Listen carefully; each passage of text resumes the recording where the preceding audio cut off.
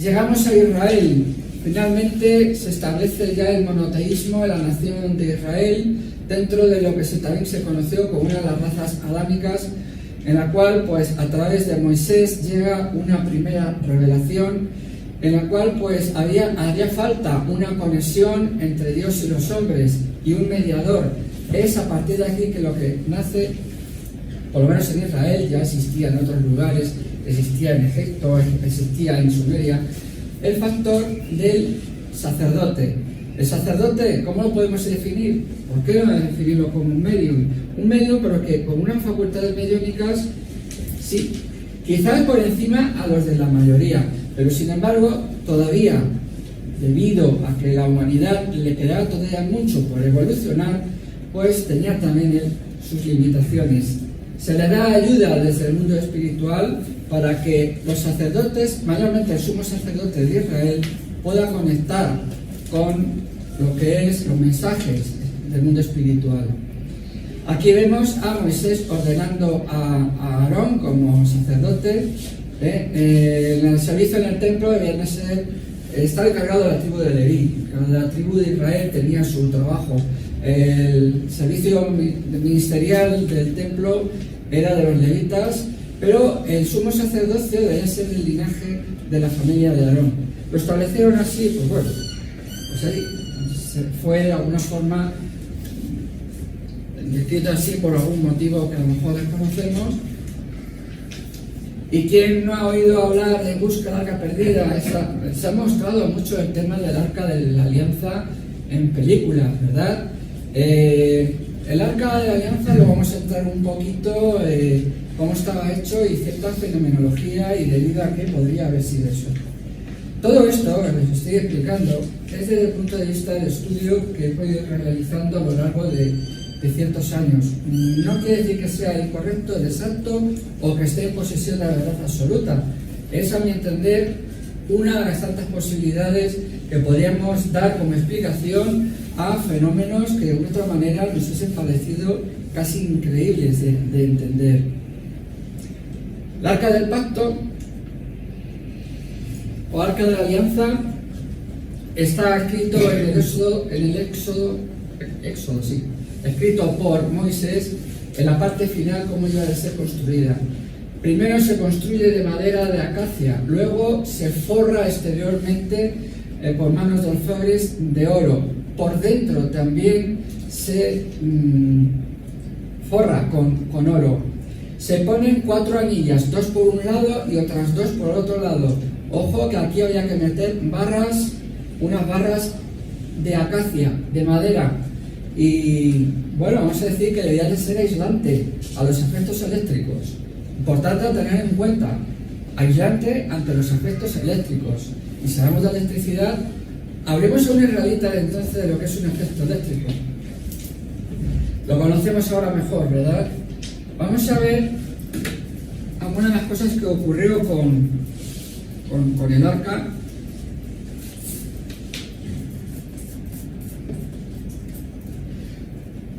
Algunos han hablado de que es un condensador. Yo por las propiedades eléctricas que tiene no me atrevería a decirlo.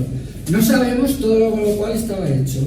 Hay un detalle muy específico de cómo fue construido o debía de ser construido en el libro de Éxodo, pero evidentemente creo que muchos datos irrelevantes para la época o para el resto del pueblo no se dan. Así que podría llevar más cosas, sobre todo en la tapa, que no se especifican. Ya es irrelevante, esto es a título anecdótico lo que estamos hablando, pero sí, de alguna forma, yo entiendo de que había envuelto una energía eléctrica o un cúmulo de energías como energía eléctrica, energía magnética, luz polarizada. Una luz polarizada es un rayo láser. Un rayo láser ya se utiliza en medicina, enfocado a un lugar del cuerpo, puede hacer de que un cálculo renal estalle e incluso desaparezca sin hacer daño al riñón. De alguna forma, a lo mejor ya de mundo espiritual, tengamos en cuenta el factor rayo láser. También el Maxer. ¿El Maxer qué es? El Maxer está fundado en el funcionamiento del fenómeno de emisión estimulada de radiación enunciado por Albert Einstein en 1916, y de alguna forma un Maxwell recibía unas microondas, las amplificaba y las lanzaba. ¿Parece extraño eso? Bueno, eso es lo que está ocurriendo en nuestros teléfonos móviles. Funcionan por microondas y a esos teléfonos les está llegando lo que les llega: comunicación, imágenes y sonido. Pues de alguna forma algo similar estaba ocurriendo ahí, porque esto podríamos decir que sería la batería del sistema, entre otras cosas. Se le ha dado mucha importancia al poder militar de este objeto, pero ha sido para lo que menos ha sido utilizado. Y se mira la historia del antiguo Israel, ha sido más utilizado a lo largo del tiempo como objeto de comunicación o energético que quizás como un objeto militar. ¿Por qué objeto militar? Porque si estamos hablando de microondas, habéis visto alguna vez estas copas que alguna vez se las someten a cierta vibración sonora hasta que la copa estalla. Eso se debe a que la frecuencia atómica, por decirlo así, o la frecuencia de esa copa X del cristal es X, ¿no? Y si un sonido alcanza esa frecuencia, produce eso, hace estallar la copa. Eso lo habéis visto en muchas ocasiones. Un poco es lo que ocurre, o posiblemente haya ocurrido, cuando Israel lleva este arca a las puertas de Jericó, que se deriva la muralla. No es algo directo que salga del arca, porque hay grandes gritos, toques de trompetas, que si un dispositivo que hubiese cercano hubiese filtrado el ultrasonido de esas voces y de esos cuernos tocando a una frecuencia prácticamente inaudible para el oído, pero que afectara a la molécula de las piedras de esa muralla, fácilmente las hubiese hecho estallar. Y estamos hablando ya de métodos que actualmente están experimentando el ejército en diferentes partes del mundo. Destruir a base de ultrasonidos, o simplemente meter un ultrasonido hacia la gente para que la gente se le vaya la cabeza de alguna manera, ¿no? Vemos que de alguna forma sí, podría haber sido un milagro, pero puede ir encajando todo esto con efectos naturales. La gran pregunta: ¿fue toda la historia del Arca del Pacto tal como nos lo han contado? Bueno, dejámoslo ahí, ¿no? Pero si algo de verdad tiene, pues asociado a algo natural, a mi opinión, sí. Efectivamente había también una clara instrucción de no tocar el arca.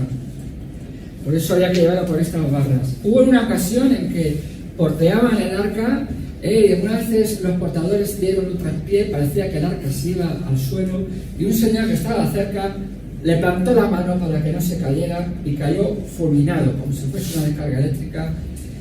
Muchos pensaron: ha sido un castigo de Dios por haber desobedecido. No creo que Dios castigue de una forma tan desproporcionada un acto de bondad de un momento dado para que no ocurriese algo malo, pero sí puedo pensar que fue un accidente fortuito, de mala suerte, que igual que a alguien le cae un cable de alta tensión encima, pues lo fríe. Pues algo parecido le debió ocurrir a ese señor. El arca de la alianza debía de situarse en la zona del santuario.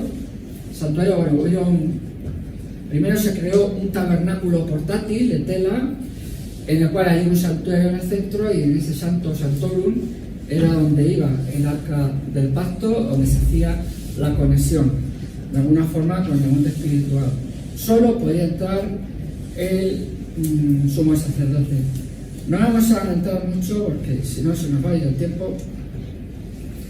El sumo sacerdote debería de llevar una indumentaria de una forma que primero al propio sumo sacerdote le preparase mental y físicamente y le armonizara.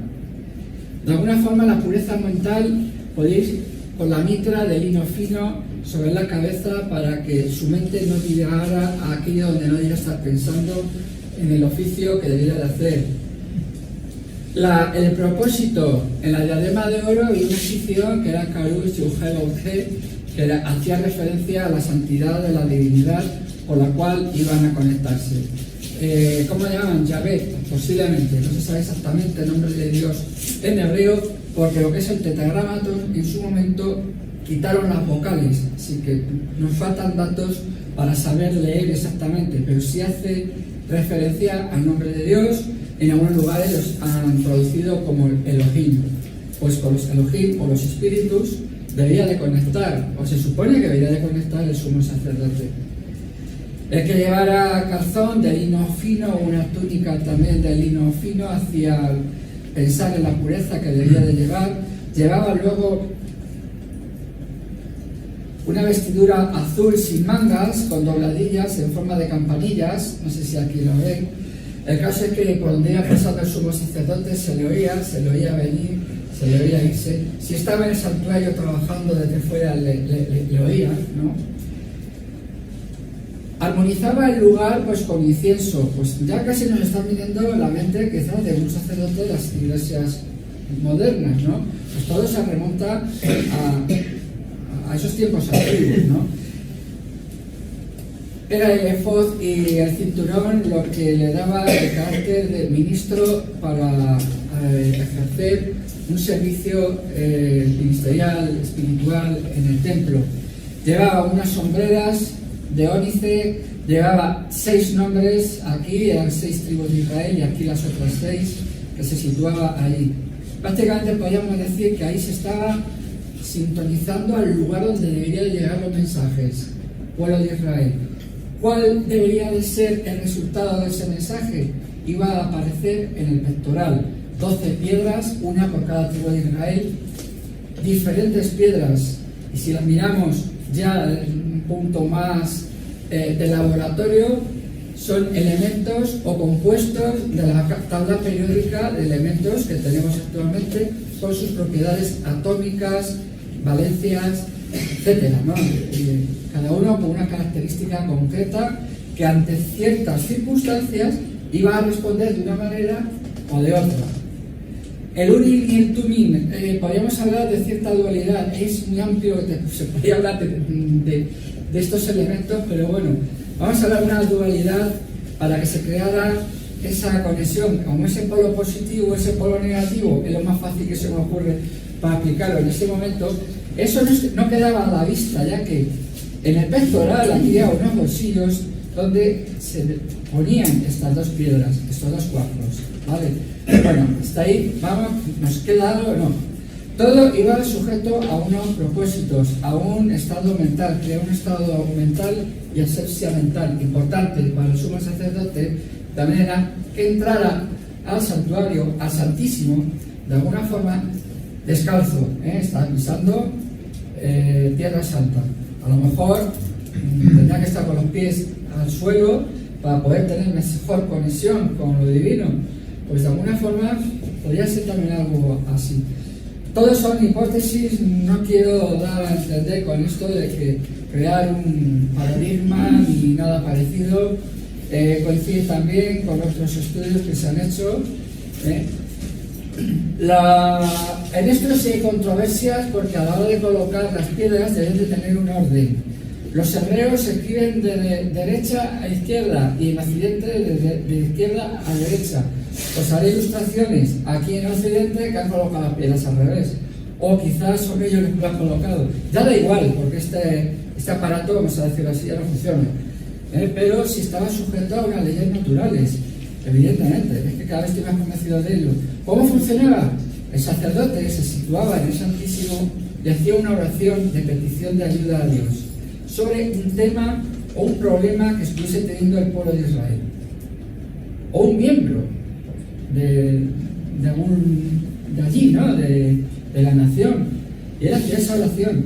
Esa era la línea de comunicación más efectiva, la que hacía el sacerdote en una oración hacia Dios, y ya está, llegaba fácilmente, si no a través de otros espíritus elevados, ese mensaje llegaba. Era más difícil en el mundo espiritual comunicarse con el mundo material cuando todavía les faltaba mucho por desarrollar en mediunidad en esos instantes, aquel pueblo y en aquel lugar. Por eso, de alguna forma, cuando el sacerdote habla desde el Arca del Pacto situada en el Santísimo, la pieza principal del Arca del Pacto, no lo he comentado antes, es la tapa llamada propiciatorio. En el propiciatorio había dos figuras de dos querubines con las alas extendidas. Las alas de los ángeles se refieren mayormente a la velocidad de respuesta, de alguna forma. Iban a un lugar, no quiere decir que evidentemente llevasen alas, eso lo tenemos claro y eso creo que ya lo conocemos. Pero de alguna forma, para ilustrar esa forma arquetípica de los querubines, que era como una acción de protección, porque en el centro del propiciatorio se proyectaba una luz que sí era visible, se le conocía como la luz Shekinah, que significaba que era la presencia de Dios en ese lugar, que quien llegara a ese lugar de alguna forma podía comunicarse y podía efectuarse, no cualquiera, tenía que ser sumo sacerdote. Si entraba alguien que no fuese sumo sacerdote, estaba expuesto a radiación inclusive. Vamos a decirlo así claramente, a lo mejor alguna radiación, no estaba protegido o no funcionaba. Lo más fácil es que no funcionara. La luz Shekinah de alguna forma haría una interacción con la frecuencia molecular del Urim y el Tumim, del cual ese mensaje ya codificado o grupo de mensajes codificados pasaba a dos hombreras, y era de las hombreras que iban comunicadas. Todo está enlazado en oro, ¿no? Había una conexión con el pectoral del juicio. Pues esto se encendía. Dependiendo del resultado del mensaje, se encendía en cierto orden y algunas se encendían, otros no. Como llegaban letras de los nombres de las tribus de Israel, el sumo sacerdote decía que el Espíritu Santo le ayudaba a decodificar ese mensaje. Hacía falta una codificación que llegaba del mundo espiritual y una decodificación. Esto también ya es lo que ocurre con las ondas de radio. Muchas veces las ondas de radio vienen codificadas y el aparato las decodifica para hacerlas audibles. Algo similar podría estarse dando. Ya digo que bueno, quizás en un futuro, si fuese necesario, se nos contara más o se encontraran más respuestas a todo esto. En el siglo XX se conocieron las propiedades piezoeléctricas de muchos materiales, sobre todo del cuarzo, como al ser sometidos a una corriente eléctrica vibraban. Pues quizás ya de alguna forma nos está dando una respuesta a lo que estaba ocurriendo en este, podemos llamarlo ya display de alguna manera. Al conseguir una frecuencia patrón, podría ser una frecuencia ya modulable, que coincidiese con una frecuencia etérea que llegara desde otro lugar, desde un emisor.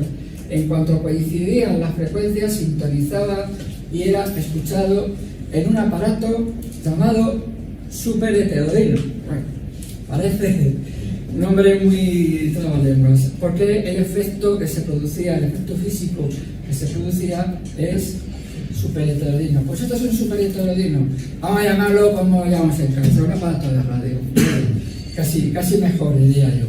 Pues ese era el efecto que se conseguía con estos componentes electrónicos. Están ya en desuso porque igual que quedó en desuso el pectoral del juicio, se nos quedó en desuso estos cuarzos, porque ya la electrónica es digital y ya no recibimos. Todavía algo se recibe en frecuencia modulada y en onda media, pero está en desuso. El mundo va evolucionando y cosas que anteriormente nos servían para comunicarnos, ahora cada vez están quedando más obsoletas. ¿Se puede pasar mensajes a través de la luz? ¿Puedo lanzar yo un rayo de luz con mensajes? Bueno, ¿sabéis que lo tenemos en casa casi todos? A través de la fibra óptica, una fibra de vídeo, de alguna forma por impulsos de luz, estamos recibiendo las señales de internet. Y es un conductor, no es eléctrico, es de luz, de alguna forma, con lo cual estamos recibiendo la señal de internet. Y todas las comunicaciones, mayormente, casi todas las comunicaciones a nivel mundial se está haciendo entre microondas, a través del espacio y a través de estas conexiones.